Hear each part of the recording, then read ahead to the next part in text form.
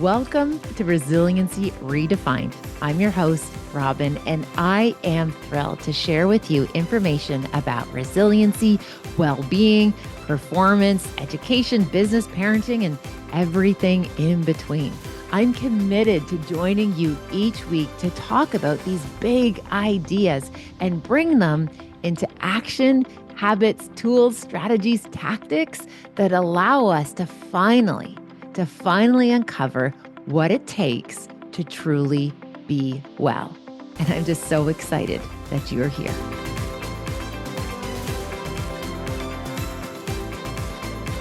Hello, everyone. Welcome back to Resiliency Redefined. Today is a extra special episode. I'm so excited to be introducing my first ever guest on Resiliency Redefined, who just happens to be the one and only Hunter Hanley. So, Hunter, welcome to Resiliency Redefined. It's your mom's podcast. Thank you so much for having me on. I'm so excited. There you go. So I had, as I've shared before, wanted to start a podcast. I've been able to get a podcast out in the world. I'm just like, oh my gosh, I think we're at like episode 45. So we got a few reps in, and now we're ready for the next evolution of the podcast, which is inviting guests. And I very much wanted my very first guest to be you, Hunter, because you are you're the guy that I wanted to test this out. You're my co-pilot. You're the person who helps me figure out a lot of things. So thank you for joining me as my guest today. Of course. There you go. Okay. So, Hunter, one of the things that I usually do on the podcast is people ask questions. And Yeah. one of the questions that came in, I thought was fantastic because I thought this is a question that I could ask Huncho. So, just for those who don't happen to know who Hunter Hanley is, Hunter is our oldest, 21 years old, heading out this week for third year university. We are so proud of him as a dude. All the things that you do, Hunter, we're super proud of you. And this question, I thought you might appreciate it. It's the mother asked, how do I get my 17/18-year-old son to do stuff in terms of goals and dreams? Like, how do I motivate or get a 18-year-old boy fired up about the future? So I thought, what better way than to ask you, 21-year-old, what kind of advice or ideas would you have about helping 18-year-old kind of teenagers, emerging adults kind of get excited about the future? Yeah, so I think it's really important to have like passion and to find something like you're really interested in.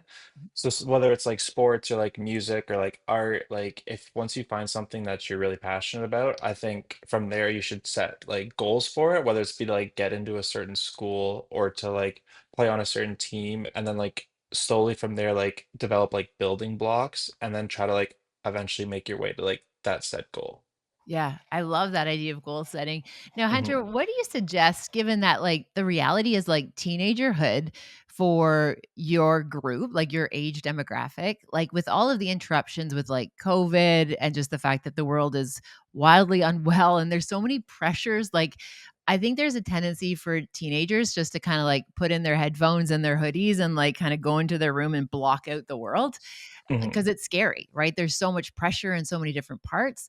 How do you let's say the teenager isn't even in that place where they can start goal setting or imagining what's next? Like, where would you suggest we meet someone when our kids are just, I don't want to say shutting down, but they're just maybe a wee bit closed off? Where can we even start as parents to support our teenagers there? I would say the most important thing you can do to support your teenagers is like to find common interests like you have with them, or like even take into account like their interests and do it. Like I remember when I was a teenager, like you'd always like want to do stuff I was doing. Like every Sunday we'd watch the Cowboys play, or like you'd always take me to like movies I wanted to go see, or like you'd always let me hang out with my friends. So I definitely think that you have to take account to like their interests, and like their interests might not be the same as yours, and like that's okay, but you just have to like come down to like meet them halfway almost, and then Yeah. find some like common interests as well. Yeah, I appreciate that. And Hunter, it's interesting because I think there's so often that, a lot of parents I know from a parent perspective feel as though we have to make sure our kids are on the right track, make sure that our kids are doing things that are like productive for their big bright futures. Mhm. And one of the things that I noticed, especially with you and your siblings, is that there's something about enjoying just the time right now, right? Where not everything has to be like building for the future.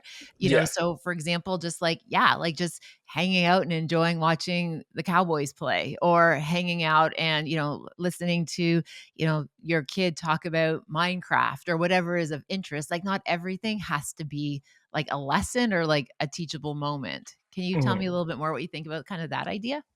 No, I think that's a really good idea, especially with and like not everything has to be like super serious all the time. Like, of course, obviously there's times where you like have to lock in and be focused, but like if you can just have fun with your kids and like be silly with them, especially like as teenagers, like some of them won't want to do that, but like if you can push them towards like maybe getting out of their comfort zone, I think it would really be beneficial. Yeah. So can you imagine if you are very fortunate, Hunter, in that you have an amazing group of friends, right? You have a great Yeah, group of friends up at university. You have a great group of friends here in Peterborough. You even hey, let's give a shout out to the Panthers. Like you still have your elementary yeah. school boys that you hang out with. If you just hearing, these different kind of groups of friends and things like that, what do you think is weighing the most on people's heads and hearts right now? Like, so if you think about, again, the demographics of your friends, what do you think they're worried about? Or what do you think they're thinking about? Or what do you think parents need to know about these age groups? I just think with within our friend groups and stuff, there's a lot of like social dynamics, Yeah. which can be like really good at sometimes, but can also be like tricky. That and then I think school and like work stress would probably be like the biggest things for like people my age kind of thing. But like I was super fortunate that like I have such an amazing group of friends and like I have such an amazing support system that where like I've never personally had to like really struggle with any of those things, but like I know they're there and like I'm aware of that. Yeah. Well, thanks, Huncho. So when you think about the things so what I hear you saying is kids are worried about just the future, right? They're worried about Mhm. school, navigating jobs. There's also a lot of social dynamics and pressures. What are your thoughts on let's say for example, teenagers and cell phone use, for example? Like what are, I know a lot of parents I speak to say oh, my kid is always on their phone. And I know me personally, when I hear a parent says, "Oh, my kid's always on the phone," I usually kind of push back in the grown up and be like, "Are you always on your phone, grown up?" Because a lot of times the parents that are complaining about their kids being on their phone all the time, they themselves are on their phone. So I want to hold Yeah. grown ups accountable. What are Mhm. your kind of thoughts about how kids are experiencing cell phone use and technology? From somebody who you're in it, you live in this ecosystem. Yeah, and then so my thing is that I try whenever I'm on my phone, I'm trying to be, like, as productive as I can, or I'd, like, set, like, limits for myself, maybe, like, okay, like, I'm only gonna be on, like, social media for, like, an hour a day or something, and then the biggest thing I found with the cell phone use, like, when I was a teenager was when we were at home, like, for dinner, like, there was no phones at the table allowed, and then no phones at, like, during, like when we'd have, like, family movie nights and stuff, there was, like, absolutely no phones allowed, which I think really helps us connect, like, connected a lot as, like, a family, and then, like, me and my siblings and stuff, it was really good, and then I also think that, um, having, like, the no phones at the table, like, we were all talking about, like, how, like, our days were and, like, what was good and, like, what maybe wasn't so good, which is, like, my biggest takeaways. Yeah, I appreciate that reflection. Thank you. Another question I'm curious about. So, as I said at the top of the show, you are going to be heading out to school on this upcoming weekend. We're going to Yeah. transition to Hunter back at school. What are some, and that transition's hard, I think, for everybody. It's hard on our students. It's also hard on mom and pop's hearts. Like we know, and Mhm. even your siblings and heck, the puppies, right? Like there's so many different dynamics. When you think about, kids going off to school and, chasing these big bright goals, what are some of your tips or suggestions that you would want parents or supporters to do for their kids when they're going to school, like transitioning to school? Like what can we do as grown-ups to support you guys as you are heading back to your post-secondary pursuits? My biggest thing is when I go back to school is like I always find the first week like really tricky and then I'll like settle in. But Yeah. my biggest thing was like with you guys when I was moving away, like I knew I was always supported, like even from afar. And like even like I know there's so many like people I could text or call like if I ever needed anything. And the thing I liked the most that you did was you gave me like space where I could was able to like grow as a person and like learn things on my own. But like I knew you were always like one phone call away, or like if I ever needed you, I could like call you and like you would come see me, or like I could always come home, which was like my biggest like blessings for sure. That's really cool. Thanks, Huncho. And I also like that we always made sure whenever we said kind of see you later, we knew when we would like see each other again, right? So we Hmm. knew we were going to have a touch point in the future, which I know personally for myself, that made a big difference. Just because, as we say, like Hunter, you're like the golden retriever of the house in the house full of Yeah. chocolate labs. Like you bring in the fun and the joy, and like you're missed terribly when you're at school. So we want to make sure it's that dual truth where we're supporting you and you're doing your big bright thing and your future. Hmm. But you're also missed when you're not here in the house too. Yeah. Yeah. Thanks, my love. Oh, you're welcome. Very good. So, when you think about Hunter, what are some of the things that you think that, like, again, when somebody's going off to school, like, you have people in your corner that are supporting you. Let's Mhm. say somebody has, like, maybe a first year student who's out there. A little shout out to, Jackson Filler just started at GCU. We know people that is Yeah. their first year. What are some of the pieces of advice you would offer first year students of, like, when you go to school for the first time? Like, first year students, what information would you want them to know? I definitely think like having, like, a good routine, like, sets, like, everything, so, like, Yeah, I would, like, wake up at the same time every day, like, do the same stuff, like, find interests you like to do, like, for, like, going to the gym, for example, or, like, walking outside or, like, being in nature, like, I definitely think, like, it's not all about, like, the schoolwork, like, yes, that's yeah, important, but, like, especially for, like, your mental health and, like, your social life, like, it's important to have, like, a really good balance. yeah. So, like, I think and, like, my thing is I always do the hardest part of my day first, whether that's, like, going to the library, like, reading a chapter, like, I'll always do that part first, and then from there, I'll, like, decide, like, what I wanna do with the rest of my day. Right, I love that because you're kinda getting the harder part over while you have, like, good energy and you're well Mhm, rested. Yeah, I love that. Can you tell me a little bit about how do you think because you obviously had a pretty awesome career with your sports. How do mhm. you think your sports impacted or influenced, like, how you think about, like, even structuring your day or trying new things? Like, can because I think often we talk about this idea that we learn so much about sports more than just like what you do on the field or on the court. Yeah. What are some of the things that you think sports kind of set you up for some good life skills with? Yeah, I was super fortunate that, like, through growing up, like, I got to play so many different sports and, like, Yeah. got to meet so many new people, like, during those times, but my biggest thing was, like, the routine part of it really helped me focus with school. So the routine aspect was really big, and then also, like, the amount of, like, connections I made, like, throughout different sports was, like, really cool for me, and yeah, that's about it. Yeah, I love that.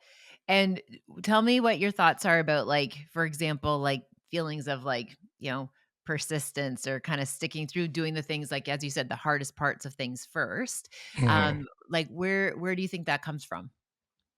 Yeah, I think, and like anything you do, I think you always have to like be persistent and really ready to persevere. Yeah, So for me, like right now, like that's with my some of my classes that are a little trickier. Like yeah, I always like, but like from like the foundation part of it, it was always through like sports with but like persistence can be like showing up every day, which was like I did through like sports, like going to every practice, like yeah, always giving your full effort, which is my biggest takeaway for like from yeah. what I do now. I love that. Awesome. Okay, so Hunter, you and I just happened to have watched the America's football team. We just watched the documentary on Jimmy Johnson and Jerry Jones with the Dallas Cowboys. Because are you Hmm. on your phone right now? No, no, I'm not on my phone. Oh, just teasing. I thought No, I'm no, teasing. you scared me. Oh, I scared you. No, No. Wow. So we just watched the Cowboys documentary. yeah, You and I have a deep appreciation for the Cowboys. And hence why I study human resiliency, right? With the Cowboys. It's been a hot minute since they've had some mhm, good seasons. What were some of your, like, what were some of your takeaways from watching, that documentary with cowboys? My biggest takeaway was that I wish I was born in the 90s so like I could actually see them win. That's probably my biggest takeaway, but no, I think it's really cool how they built like a family like aspect of it and Yeah, like they all like everyone wanted to be like play for the Cowboys and like there was such like a family and like deep ties into the team which like helped them win. But and like I feel like we can like think about that with like our home, our family as like a team and like how we're all super like close and then like yeah. I feel like once you're all super close and you all have each other's like backs and like you will always support them, like you can literally accomplish anything. Yeah, I echo that. Yeah, that loyalty piece, right? Mhm. And yeah, I really that's a big thing for me too.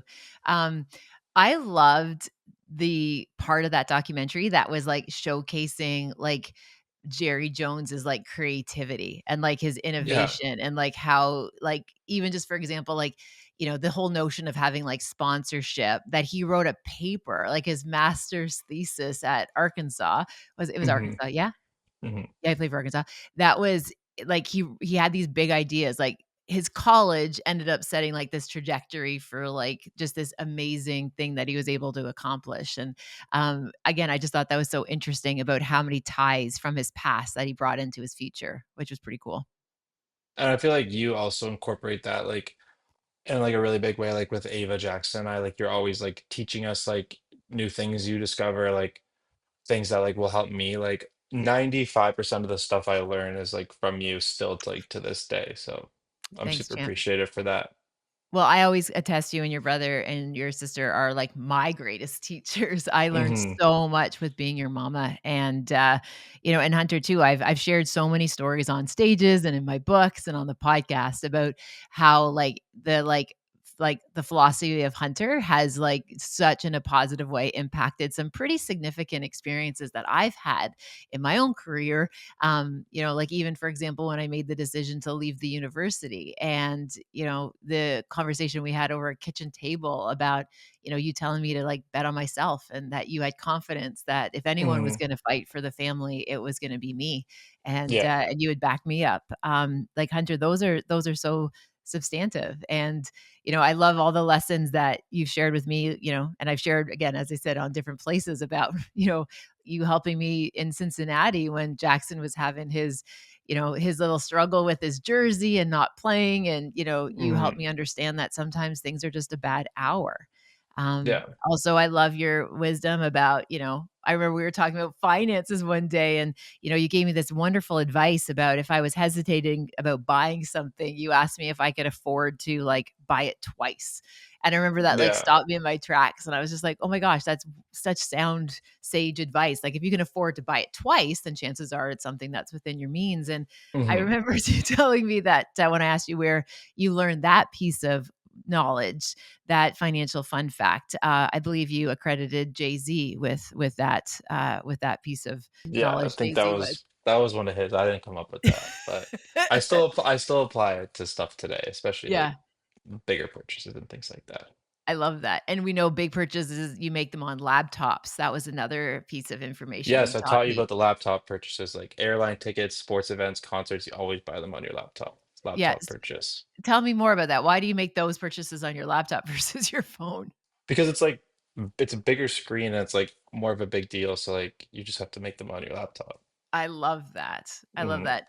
Okay, so I'm mindful of your time, and, again, I am just so appreciative that my very first guest gets to be you. Hunter, it's pretty special. So I'm just gonna do some rapid fire questions for you. Is that Okay, okay? for sure. Yeah, Yeah, let's do you're in it. for it? Okay, lock Yeah. in. Okay, so, if you could recommend a podcast for somebody to listen to, obviously, other than this one. If you had to recommend a podcast, Huncho, what podcast do you think is pretty cool to listen to?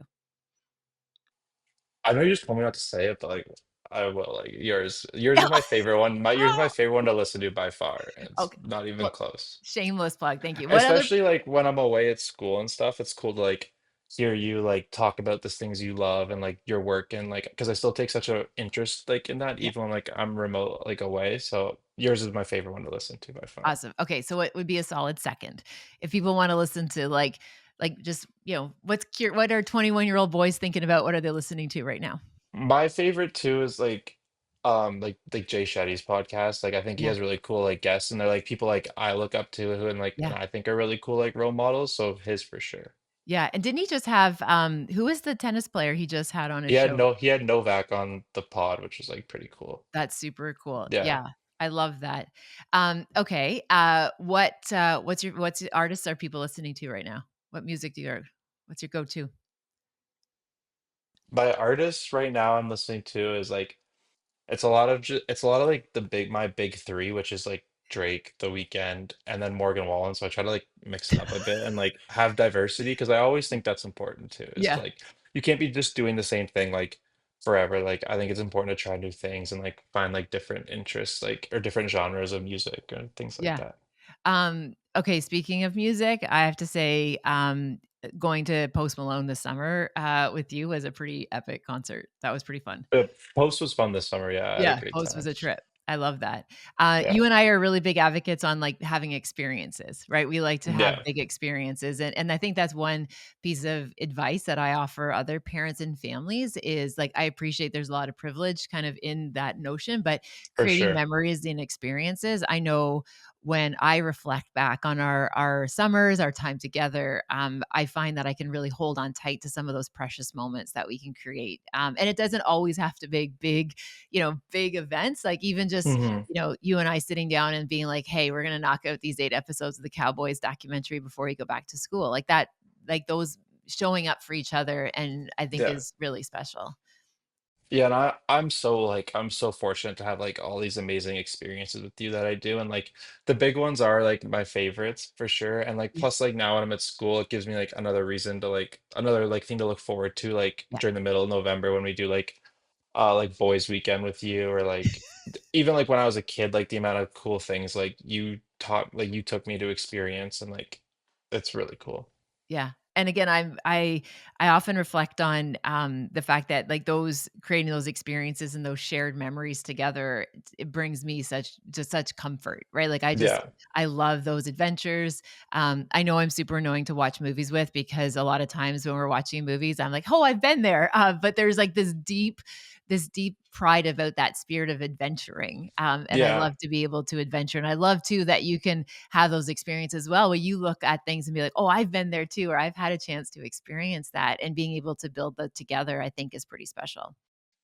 Oh, for sure, yeah. Yeah, Like doing the experiences with you is like one of my favorite things to do for sure. yeah. We travel well together. We have some fun. We create some good times. We do have fun when we travel together, that's I for love sure. that. Okay. Hunter, if you had like a piece of parting advice for parents who like just feel like they're not connecting with their Mhm. teenager right now, what kind of like perhaps like idea of like maybe a little message of hope or encouragement?